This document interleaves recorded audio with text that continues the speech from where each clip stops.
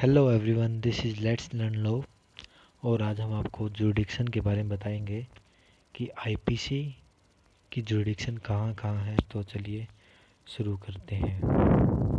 In general, jurisdiction का मतलब है लीगल पावर और authority, the area in which this power can be used. तो चलिए एक बार आईपीसी के अंदर देखते हैं क्या होता है। आईपीसी के अंदर सेक्शन 1 to 4 जो है हमारे जुरिडिक्शन के कॉन्सेप्ट है। सेक्शन 1 में दे रखा है title and extent of operation of the code. Section 2 में है punishment of offences committed within India. जो थर्ड है वो है punishment of offences committed beyond but which by law may be tried within India. और हमारा fourth है extension of code to extra territorial offences. तो चलिए इसको हम अपने नोट्स के थ्रू समझते हैं। जो जुरिडिक्शन है आईपीसी की वो सेक्शन दे रखी है, सेक्शन 1 to 4। जो सेक्शन 2 के अंदर है वो है 1 और 2 के अंदर वो है इंट्रा टेरिटोरियल जुरिडिक्शन, और 3-4 के अंदर है एक्स्ट्रा टेरिटोरियल जुरिडिक्शन। सबसे पहले हम बात करते हैं इंट्रा टेरिटोरियल जुरिडिक्शन से। जैसा कि हम वर्ड से ही समझते हैं, इंट्रा मतलब अंदर, with in India. Intra territorial says whatever crime has been committed in India will be tried as per the Indian law। अगर इंडिया के अंदर कोई भी क्राइम होता है तो इंडियन लॉ के हिसाब से उसको ट्राई किया जाएगा। Every person who commits crime in India will be held liable as per the Indian law IPC and not otherwise. जैसे कोई भी क्राइम होता है वो अगर हमारे आईपीसी के अंदर इंक्लूडेड है तो वो पर्सन आईपीसी के थ्रू लायबल होगा। अब बात करते हैं एक्स्ट्रा टेरिटोरियल की। एक्स्ट्रा टेरिटोरियल का मतलब है outside India. Extra territorial says even if an Indian, जो इंडियन है, इंडिया का citizen, goes outside India and commits crime, अगर वो देश से बाहर जाता है उसके बाद भी अगर कोई क्राइम करता है, there he will be held liable as per Indian law. पर वो क्राइम ऐसा होना चाहिए जो हमारे आईपीसी के अंदर मान्य हो, मतलब वो इंडिया के अंदर ऑफेंस होना चाहिए। सेक्शन 3 और सेक्शन 4 करता है एक्स्ट्रा टेरिटोरियल जुरिडिक्शन से डील। तो इसका मतलब है place of crime is material. तो दोबारा बार इंट्रा पे आते हैं, उसके बाद हम एक्स्ट्रा टेरिटोरियल करेंगे। तो इंटर टेरिटोरियल के अंदर पहले दे रखा है एवरी पर्सन। अब हम एक बार सेक्शन 11 जो आईपीसी का है उसमें पर्सन की डेफिनेशन दे रखी है। उसके अंदर है any person includes any person, association, body of persons whether incorporated or not will be held liable as per the Indian law. तो सर ये हो गया। और जो इंट्रा टेरिटोरियल जुरिडिक्शन है वो सी के अंदर 12 नॉटिकल माइल्स के तक हमारी इंडिया की टेरिटरी मानी जाती है। अब आते हैं एक्स्ट्रा टेरिटोरियल पे। Extra territorial jurisdiction refers to any offence committed by citizen of India or by any person on a ship or aircraft registered in India or by any other person who targets a computer resource located in India beyond the territories of India। इसका मतलब ये है कि या तो India का कोई citizen देश से बाहर जाकर कोई क्राइम करता है, या फिर कोई एनी अदर पर्सन, यानी कि कोई और पर्सन है, चाहे वो फॉरेनर मान लीजिए फॉर एग्जांपल, और उसने एक जगह पे क्राइम करा और जो जगह थी वो थी या तो कोई शिप थी या एयरक्राफ्ट था।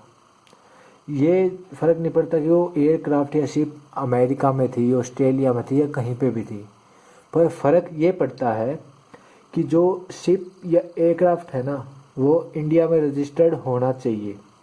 अगर वो इंडिया में रजिस्टर्ड है तो उनका प्रोसेस, उनकी ट्रायल इंडिया में चलेगी। तो चलिए अब आते हैं केस लॉ देखते हैं, place of offence inter territorial में। तो एक ये केस था, फेमस केस है, Mubarak Ali versus state of Bombay. यहाँ पे था, ये पाकिस्तानी नेशनल था, इसने प्रॉमिस किया राइस को डिलीवर करने का इंडिया में बाय फ़ोन, और जो इसके एजेंट ने मुंबई के अंदर मनी रिसीव कर लिया, पर वो था फिजिकली कराची में। तो इसने ये प्ली ली कि मैं तो इंडिया के अंदर था ही नहीं, पर उसके बाद भी तो मैं इस केस के लिए लायबल नहीं हो सकता। पर कोर्ट ने ये हेल्ड किया that the crime has been committed in India, जो क्राइम हुआ है वो इंडिया में कमिट हुआ है, though the offender is outside India. Offender की लोकेशन ज़रूरी नहीं है सेक्शन 2 के अकॉर्डिंग, पर जो ऑफेंस हुआ है वो इंडिया के अंदर होना चाहिए। It is the locality of the offence which is relevant, it is not the locality of the offender which is relevant. तो ऐसे ही एक एग्जांपल देखते हैं। मान लीजिए कोई फ्रेंच अमेरिकन है, उसने मर्डर कर दिया ब्रिटिश का ऑन फ्रेंच शिप, जो शिप है फ्रेंच में रजिस्टर्ड है in Indian territorial C, Indian waters. तो फ्रेंच टेरिटरी थी, तो ये हो गया नोट आईपीसी नोट अप्लाई। ऐसी चाइनीज़ है कोई, उसने अमेरिकन को किल कर दिया in Indian, IPC apply. If China का नेशनल है, अब यहाँ पे कॉन्फ्लिक्ट होगा तीनों के बीच में। चाइना कहेगा कि मेरे नेशनल ने मर्डर किया तो मैं कन्विक्ट करूँगा, अमेरिका कहेगा कि मेरा पर्सन मरा है तो मैं केस को ट्रायल करूँगा। पर इंडिया की यहाँ सिचुएशन थोड़ी स्ट्रॉन्ग है, क्योंकि इंडिया की जगह पर वो हुआ है इंसिडेंट, तो सेक्शन 2 की वजह से इंडिया ज़्यादा सूटेबल होगा, क्योंकि वहीं पे सारे विटनेसेस होंगे, वहीं पे सारे एविडेंसेस होंगे। तो और जैसे शिप की बात आती है, शिप एक फ्लोटिंग आइलैंड होता है या एयरक्राफ्ट, जिस कंपनी नहीं, जिस कंट्री का शिप या एयरक्राफ्ट होता है वही लायबल होता है उसको ट्राई करने के लिए। एक्स्ट्रा टेरिटोरियल में जाते हैं। If an offence is committed outside India but the offender is found within India, he may be given up for a trial in the country where the offence was committed. अगर कोई country से बाहर, India से बाहर कोई crime करता है और वो पकड़ा इंडिया में जाता है, अगर वो इंडियन सिटीज़न है तो उसका यहीं पे ट्राई होगा, या फिर उसको भेज दिया जाएगा उसी कंट्री में, एक्स्ट्राडिक्शन कहा जाता है इसे। तो ये एयरक्राफ्ट का है। The offence committed by any person on any aircraft which is registered in India is liable. और ये हाई सीज का हो गया। Jurisdiction to try offences committed on the high sea. High sea वो होते हैं जहाँ किसी कंट्री का जुरिडिक्शन ना हो, 12 नॉटिकल माइल्स से आगे। तो admiral jurisdiction, a ship on the high sea is floating island belonging to nation whose flag, जिस कंट्री का फ्लैग शिप के ऊपर होगा वही लायबल होगी ट्राई करने के लिए। तो ये सेक्शन 3 था। Any person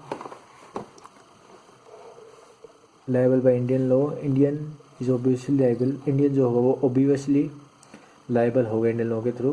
by extend clause others can also make liable. Floating island, embassy भी है जो वो भी एक फ्लोटिंग आइलैंड का एग्जांपल है। और ये होगा। हाँ, इसमें एक और बात थी सेक्शन 4 के अंदर, Indian aircraft flying over American kills Russian and heavy. अगर कोई पर्सन है वो कंप्यूटर सोर्स के थ्रू कोई क्राइम कर रहा है और कंप्यूटर का सोर्स है जो वो इंडिया में है, तो वो लायबल होगा इंडिया में ट्राई होने के लिए, चाहे वो बैठ के पेरिस में कर रहा हो, इंग्लैंड में कर रहा हो, कहीं पे भी कर रहा हो। पर अगर कंप्यूटर सोर्स की लोकेशन इंडिया है तो वो लायबल होगा। तो सेक्शन 2 है जो इंटर टेरिटोरियल है, और सेक्शन 3 और 4 एक्स्ट्रा टेरिटोरियल है। तो हैव ए गुड डे। मिलते हैं फिर। Thank you for watching this video, and for any other information please like, share, subscribe and contact team Let's Learn Law. Have a good day.